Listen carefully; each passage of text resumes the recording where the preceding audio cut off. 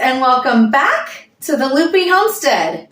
We had a friend on Signal let us know that someone in our area was selling a whole bunch of apples from Yakima, Washington for dirt cheap.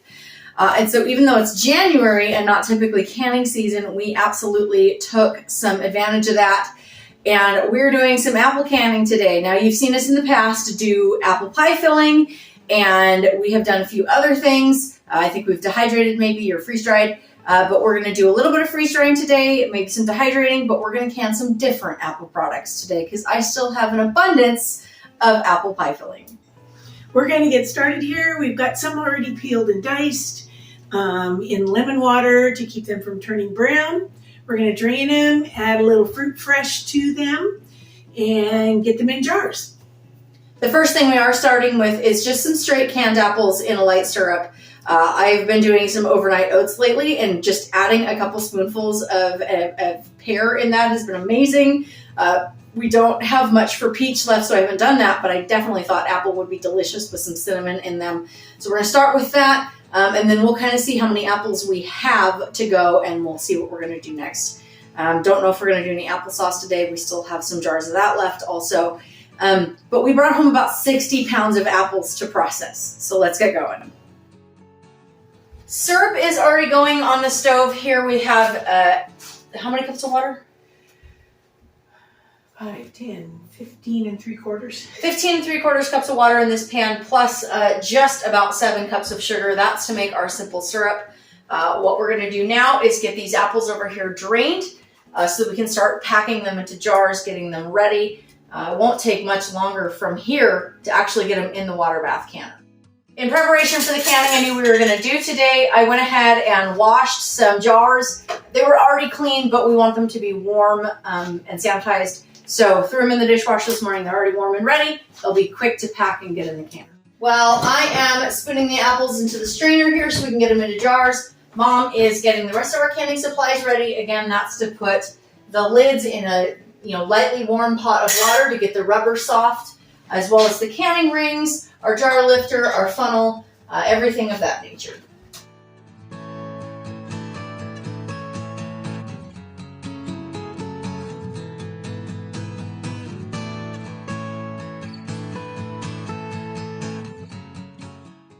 For context, I am saving the water that we have peeled our apples into. So what we did is we've got our apples, soaking in the sink in some cold water. Once we peel them, we put the spare peels and cores and stuff in one bucket, and we then take the apples, we cut them up, put them into the bowl with some lemon juice and stuff to keep them from browning. But I'm keeping the water that they're in that bowl because I can actually add this back in when I go to make cider. It'll actually make my cider taste a lot better instead of using totally new water. This water is fresh and clean when we put the apples into it, so there's no use wasting it. And as far as it goes for other waste, I'm going to use as much of the other apple peels and things as I can. For little bits that are like maybe they're the bruised part of the apple, anything that doesn't have a seed in it, we can actually give to the pigs. So nothing here is going to go to waste in the least. In our little assembly line here, Mom's going to get the apples in the jars. I will put the syrup in. The book is telling us a 1/2 inch of headspace, and that is for safety reasons and during canning. So that's exactly what we'll do. Of course, once I've got the syrup in, that's when the lids and the bands will go on, and they'll go from there to the canner.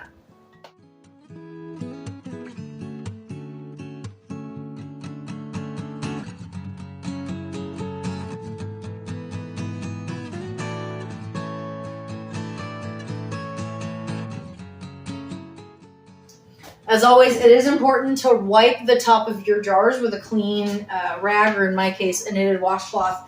This makes sure that if there was any sugar from the juice that got on the rim, it's not there, because if there's anything between the rubber seal and your jar, you're not going to get a good seal, or you might get a seal, but you run the risk of having issues later on when you go to use it. And as always, fingertip tight. That doesn't mean crank it down. It just means as soon as it gets snug, you're done. And from here, my jar goes into the canner.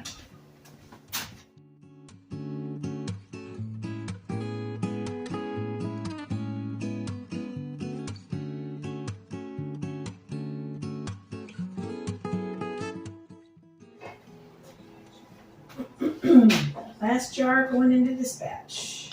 So once this comes to a rolling boil, it's going to need to process for 20 minutes. Then we're going to let it cool down a little bit before we take them out to avoid having things start to siphon. And that'll be it. We'll let them cool down once they're taken out, and they'll be ready to label, date, and store away. There are 8 jars currently in the canner, and that's probably all we'll do for just the canned apple bits. I have plenty of apple pie filling to get me through those needs. And again, these are just for if I happen to need little bits of soft apple. The next bit that we're going to do is we're going to cut some more chunks up, just like we've done here, except what we'll do is we'll either dehydrate them or freeze dry them, and we'll see what's left of the apples after that. Okay, so I've got these down and ready to go for freeze drying. Our trays, we'll put the apple slices on there. We've got some nice little Silpat shields that go in the bottoms of these so that the apples don't stick to the tray at all during the processing. And once we've got them all full of nice apple slices, then we'll get the freeze dryer going.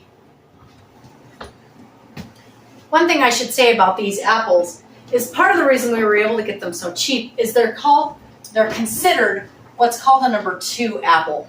That means that some of them may have bruises on them, or they're an inconsistent size, shape, so they're not the really pretty apples that they want to put in the store.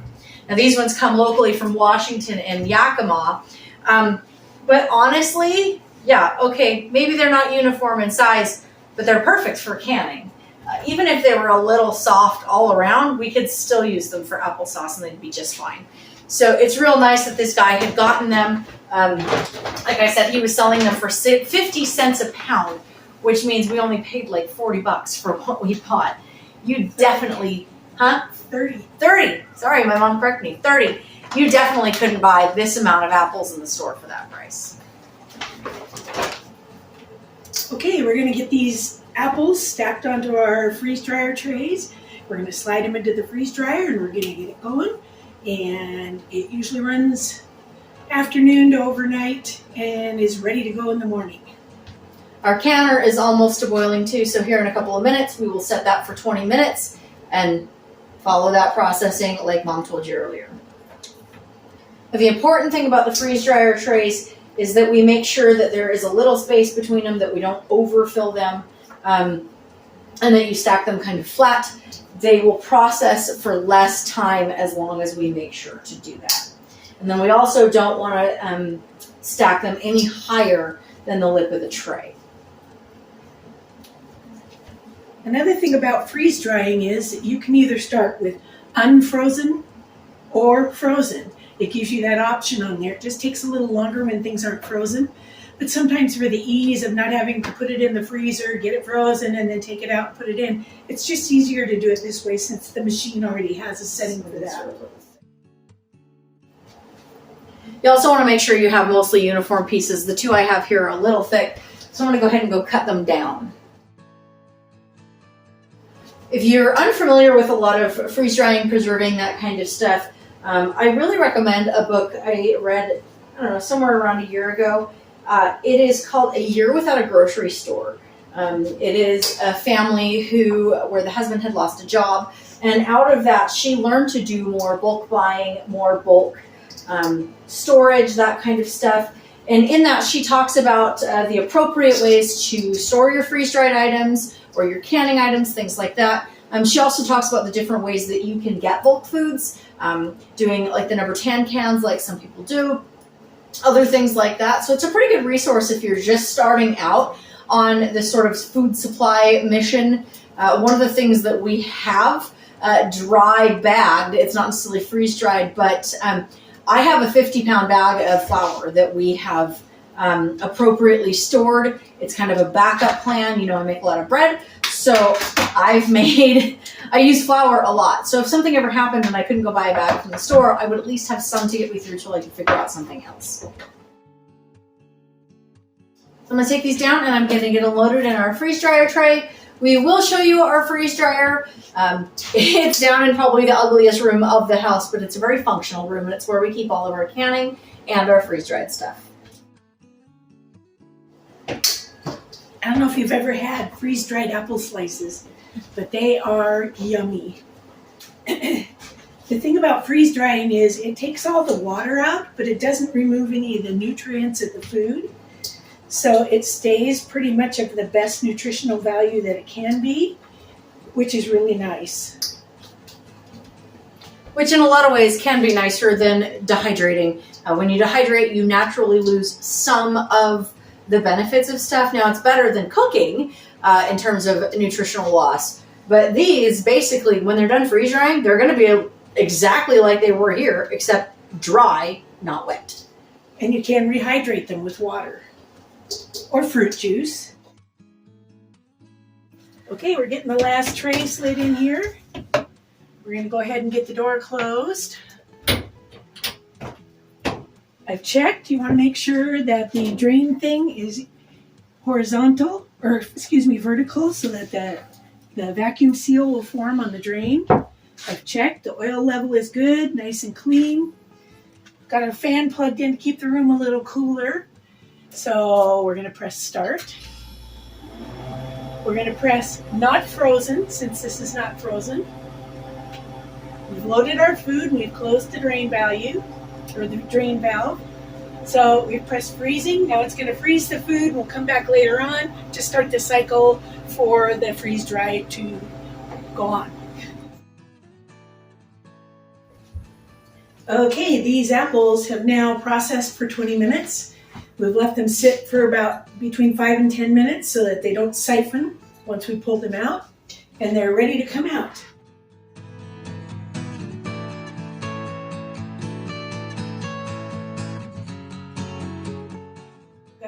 Got 7 jars that came out of that batch, and now we're going to move on and we're going to try and figure out what else we want to do with all these apples. Apple chunks are done and out of the canner. Our freeze-dried bits are going in the freeze dryer, and now we've decided we're going to do some apple rings. These will be a little different than the apple chunks. These are more for snacking. They'll have a little more sugar in them. So it'll be a nice treat when we decide that we want one. So basically our syrup for this will be a 1-to-1 ratio.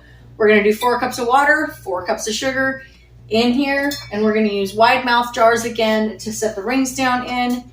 Hopefully they're not too big for a wide mouth jar, but this will be a nice little addition to what we have stored as well. So when you use as many baking supplies as we do, flour and sugar, these can be a really handy thing in your house. We get these from US chef stores. They are perfect for holding 25-pound bags of flour and sugar. They have a nice tight lid on them. I have never had any issues with anything getting into them or even for them getting too much moisture in them. So it's been an excellent thing to have. Again, if you use anything bulk, those are awesome. They're not terribly expensive. And there's generally a US chef store in just about every state. So the recipe for these call for red food coloring also, for the sake of not needing something extra that's not necessary, because it does say that it's optional. We're not going to add it in. I don't see the purpose of having a dye in there if I don't have to. Product placement too, if you're not familiar, what we're using to push the cores out with is this little doodad. It's not meant for that.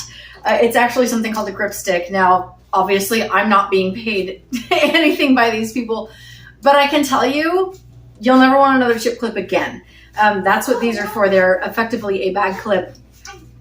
They come in all kinds of different sizes. This little blue, I don't have any purples, but they come as large as this pink one.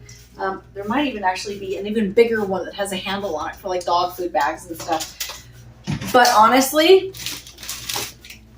we use them on all our chips and things. They don't take up any room in the drawer because they're only about as big as a straw. And you can clip it all the way down the bag, push the air out. We use them for everything. They're what my microwave cover. I can't recommend them enough. I bought them for my in-laws a couple years ago. They love them. We love them. So they're just great. Can find them on Amazon if you want to get a set.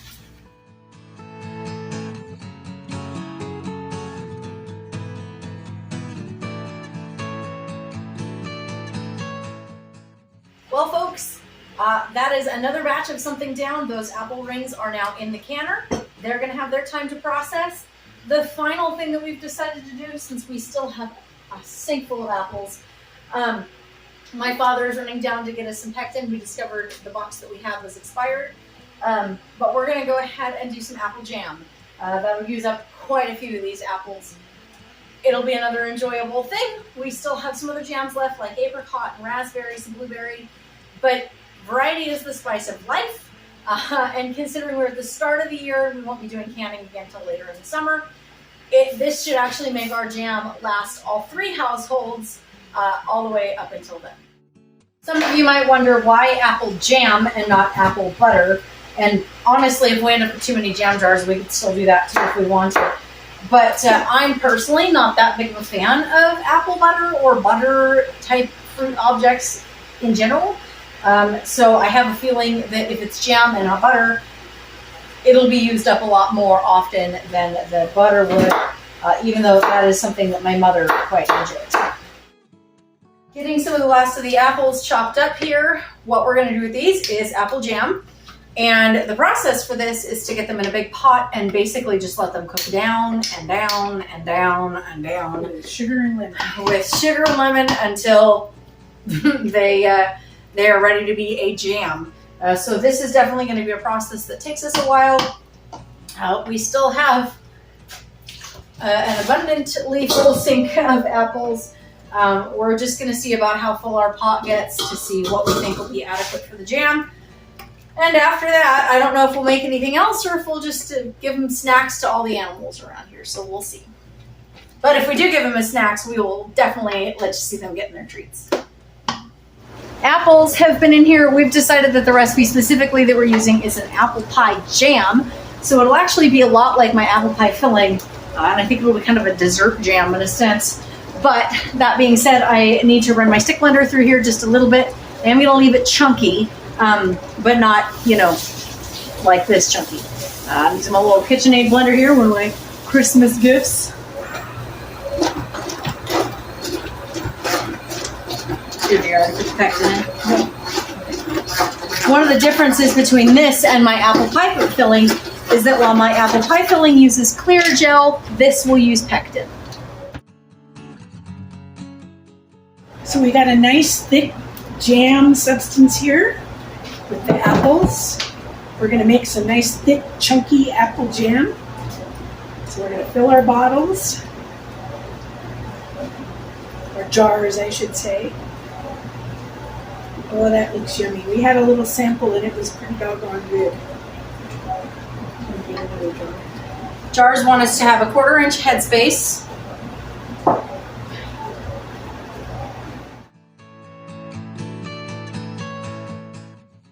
And again, going to make sure to wipe off the rim of the jar. Get our ring out. Fingertip tight on the band. And over into the canner it goes.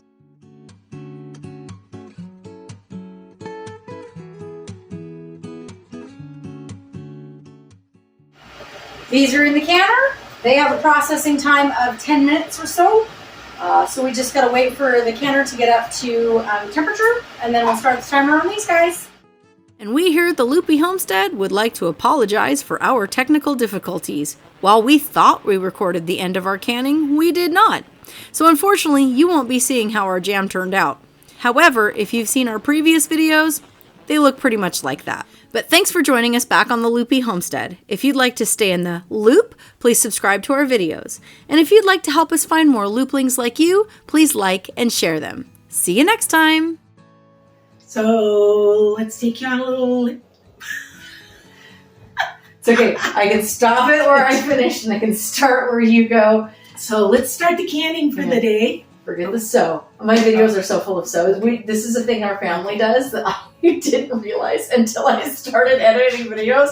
We're not supposed to say so. I think our whole family starts every sentence with so. So. Anyway. Stop it.